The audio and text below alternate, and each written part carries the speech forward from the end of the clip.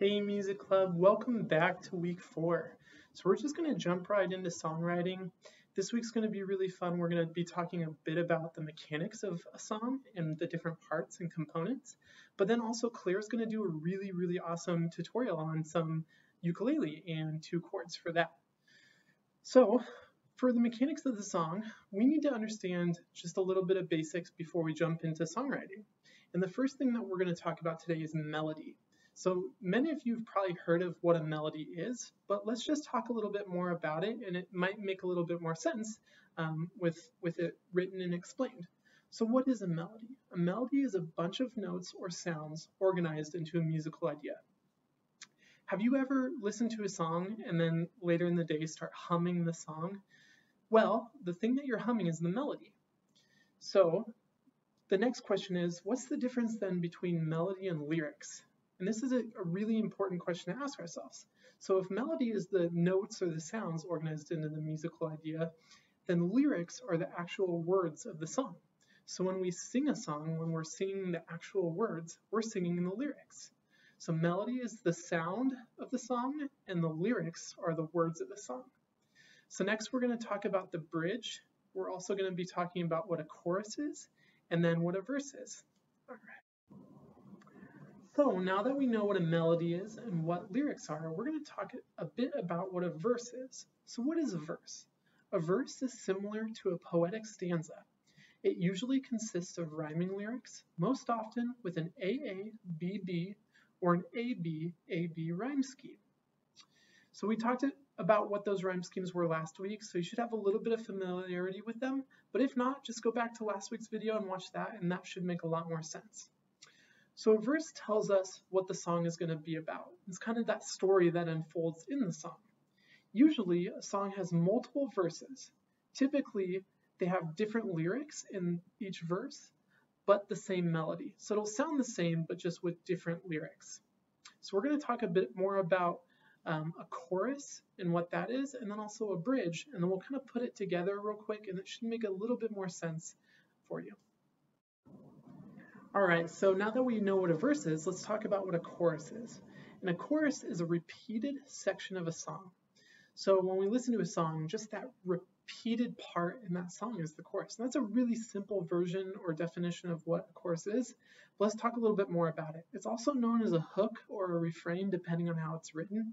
And I'm not going to go into too much depth of that because it can get complicated, but I like hook when I think of chorus because it kind of hooks you in. And a chorus is the part that we all know the words to. So it's that part in the song where we're going to sing because it's repetitive. We've heard it many times throughout the song. And it's usually really catchy. It's usually the catchiest part of the song. Also, a chorus is typically the climax of the song. So a chorus can be in a song in different parts, but typically it'll be the verse and then a chorus, or verse, and then chorus. So it's kind of that climax building off that first or second verse. And then the chorus will repeat throughout the song. So again, the chorus is just that repeated section of a song. It's the catchiest part of the song typically, also known as the hook or refrain. It's the part that we all know the words to typically. It's the part that we can sing along with. And it's usually the catchiest part of the song, also the climax of the song. So let's talk a bit about what a bridge is, and then we can put it all together. Okay, so we've learned about what a chorus is and then what a verse is. So next, let's learn about a bridge. And a bridge can be really challenging and a bit confusing. So if you're listening to this and not understanding, that's totally okay. It's actually just a really confusing part of the song, and it's kind of meant to be that way. Not to be confusing, but to be different and contrasting. So, what is a bridge? A bridge is a section of a song that's intended to provide contrast to the rest of the song. So sometimes it's a different chord progression, sometimes it's a new key, sometimes it's faster or slower tempo. And then typically a song does not end on the bridge. It'll typically go back to a verse or back into the chorus, and then the song will end. So bridge is just meant to be different. It's just a different contrasting piece in the song. So you can almost think of it as I don't know, kind of a song within a song. So it's different from the rest. It's added to provide contrast to the song, but then it'll usually bring its way back into the verse or the chorus of the original part of the song, back to that original melody. So again, if this is confusing about what a bridge is, that's okay. It's a very challenging and confusing part of a song, and knowing the verse and the chorus of a song is so much more important for the basics and beginning of songwriting, but then knowing the bridge is also really neat too, because it adds that bit of contrast and it kind of brings that next level of songwriting into play. All right, so let's put it all together. Okay, so we've learned about the basics of songwriting. We've learned about a chorus, a bridge, and verse, and we've also learned about what lyrics are and what a melody is. So for the activity this week, we are going to pick one song and identify the chorus. We're going to write it down in our music journals. And then if you really want to get extra and do something kind of above and beyond, which would be awesome if you wanted to do that, is we're going to write either a verse or you're going to find a bridge in a song. So again, these are some tricky things to do, but we really want you to write it down in your music journal so that way, one, you have inspiration when you write your own songs, but also you can bring it and share it with the group during our live sessions. And I'm going to provide a link of someone kind of explaining a little bit more in depth about what a verse, chorus, and a bridge is, and then how to maybe listen to songs and identify those in a song. So that should help with this activity, so pay attention and watch the link and enjoy Claire's awesome ukulele tutorial. We'll see you next week.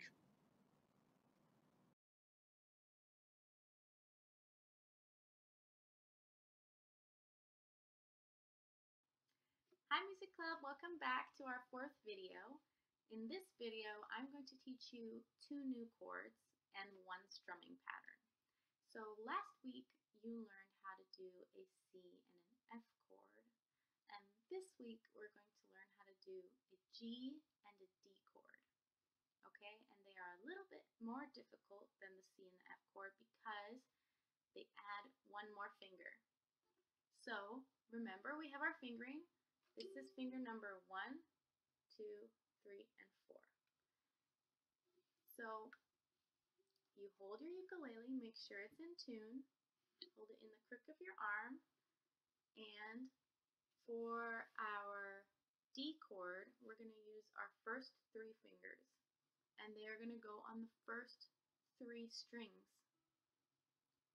So place them up top, and that is the positioning. Look at your frets and count 2 down and slide your 3 fingers right above the 2nd fret and squeeze.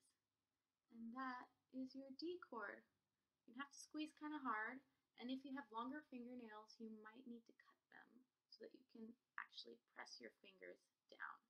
So remember, 1, 2, 3 fingers on the first 3 chords, slide to the 2nd fret and strum. That is a D chord. Okay? So, the next chord is a G chord, and it uses the same 3 fingers, but in a different pattern. And it's on the last 3 strings, so you're going to leave out the one that is closest to you. So, with my first finger, I'm going to place it on the 2nd fret on the 2nd string.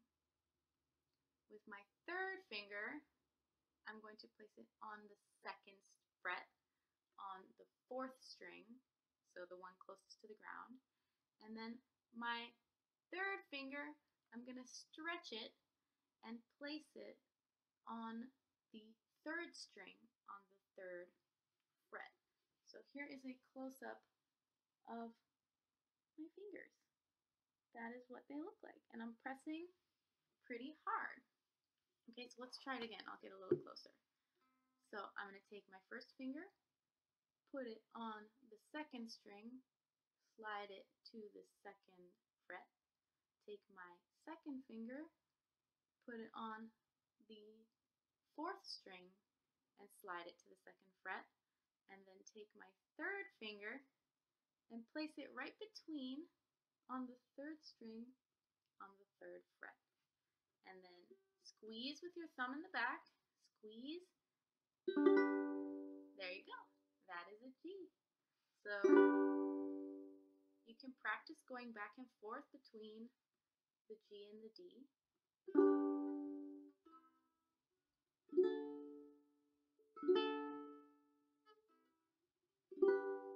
And it might take a little practice because this one is a lot more difficult to switch between.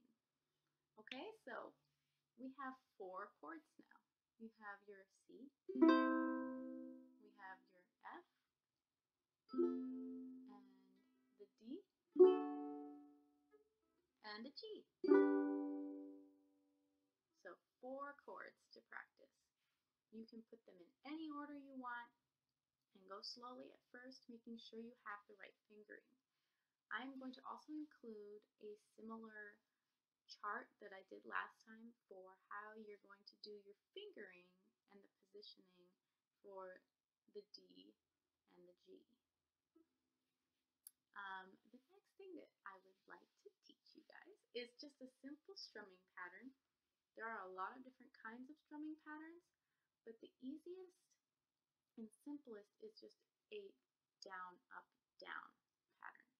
So what I mean by down, up, down is down means I'm playing with the tips of my fingers in a downward motion. Down. But when I go up, I also am going to play, but this time with my thumb kind of pinched with my other fingers. So I always kind of keep my hand pinched and alternate playing down with my fingers and then up with my thumb. So without me playing any actual chords and just holding, this is the pattern that it should be. Down, up, down, down, up, down. And you can go faster and slower and just repeat that pattern and add some in if you want to sort of do your own thing as well. So let me practice between my C and my F chords with my down, up, down strumming. Down, up, down. Down, up, down. Down, up, down. Down, up, down.